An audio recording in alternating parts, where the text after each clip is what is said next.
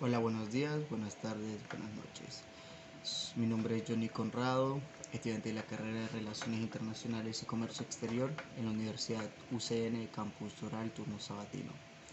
En esta ocasión les estaré trayendo la exposición acerca de la revolución sandinista y la revolución cubana, que sucedieron entre esas revoluciones en cada una.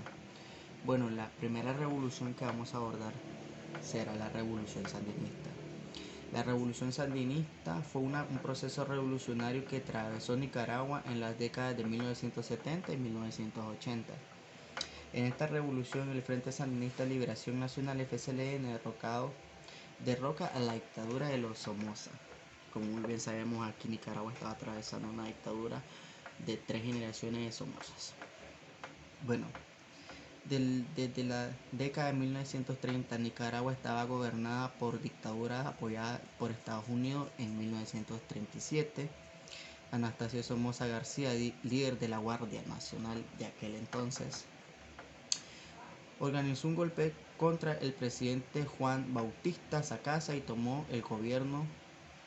Su familia se mantuvo en el poder por 48 años, a veces gobernando a través de presidentes tierra, es decir, que obsesiona a la familia para disimular el régimen dictador.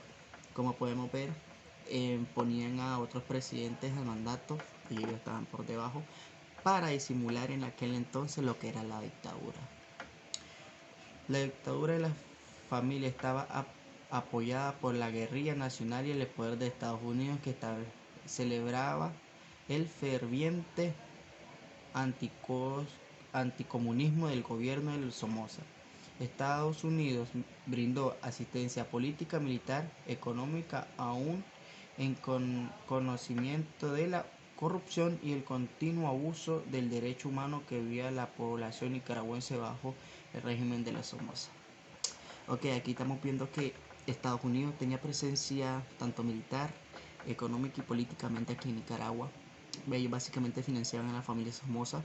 Aún sabiendo los atropellos que aquí se cometían en Nicaragua, ellos no estaban dispuestos a hacer algo en aquel entonces.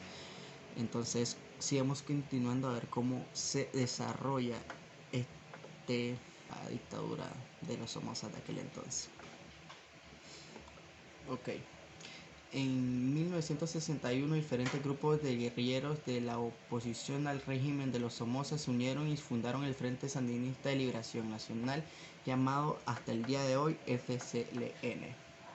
El nombre de la organización fue un honor a Augusto César Sandino, un revolucionario que había liderado la resistencia contra Estados Unidos cuando Nicaragua estaba ocupado por tropas norteamericanas entre 1912 y 1933. Sandino había sido asesinado por orden de Anastasio Somoza García, fundador de la dictadura somocista.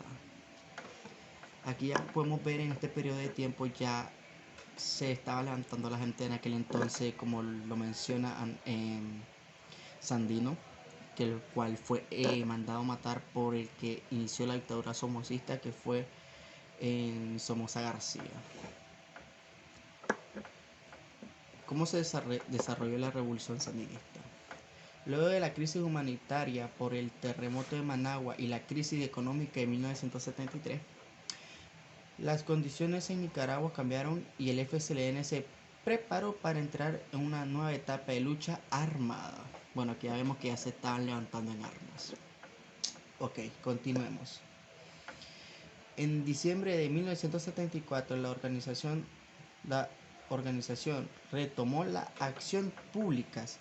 Eduardo Contreras dirigió una ofensiva contra el gobierno irrumpió en una fiesta organizada por el embajador de Estados Unidos. El objetivo era contener rehenes nicaragüenses. A los diplomáticos extranjeros se los liberó de inmediato para lograr la liberación de 18 políticos. A su vez, esto permitía mostrar a nivel internacional los conflictos que estaban atravesando en el país, que eran acallados por el medio de comunicación controlados por el gobierno. el gobierno de la Revolución Sandinista. Continuaremos hablando.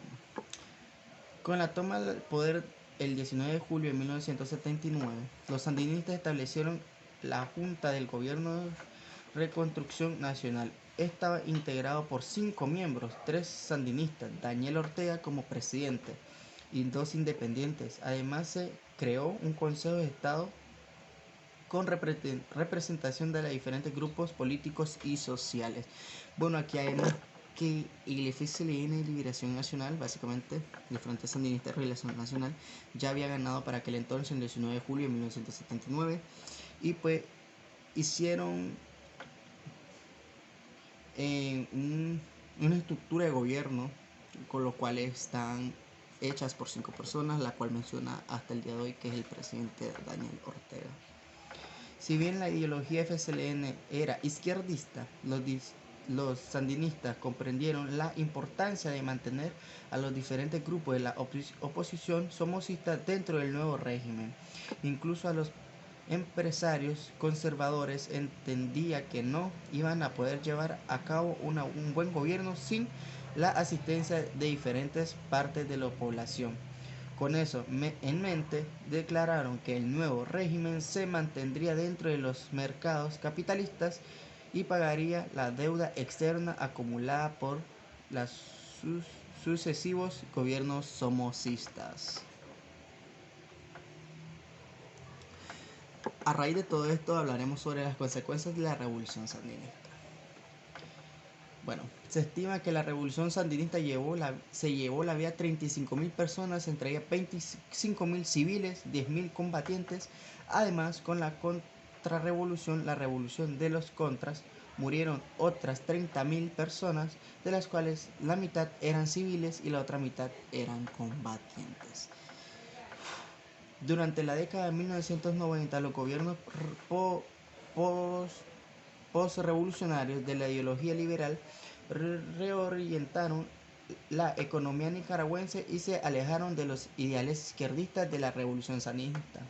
Sin embargo, la profunda reestructuración de la economía nicaragüense durante el gobierno revolucionario generó una serie de cambios que mantienen el tiempo.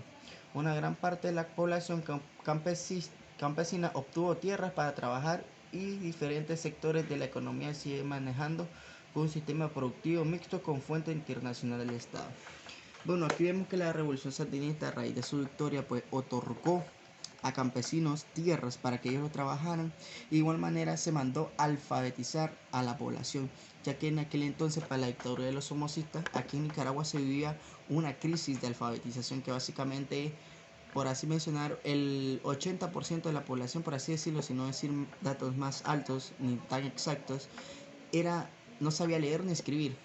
A los campesinos de aquel entonces se les entregaban billetes en bajas denominaciones en forma de forros. Lo que pensaban los campesinos de aquel entonces, que no sabían sumar, contar ni leer, pensaban que eran gran dinero, cuando básicamente no era así, era una minucia lo que le pagaban. A continuación continuaremos hablando sobre la Revolución Cubana. Bueno, la Revolución Cubana es el levantamiento en armas del movimiento revolucionario cubano, ejército guerrillero izquierdista liderado por Fidel Castro, RUS, contra el régimen dictador del Fulgencio Batista, quien regía los destinos de la isla caribeña desde 1952. Este lanzamiento tuvo inicio el 26 de julio de 1953, cuando un grupo de jóvenes liderados por Castro se desprendió del Partido del Pueblo Cubano y emprendió la lucha armada contra Batista,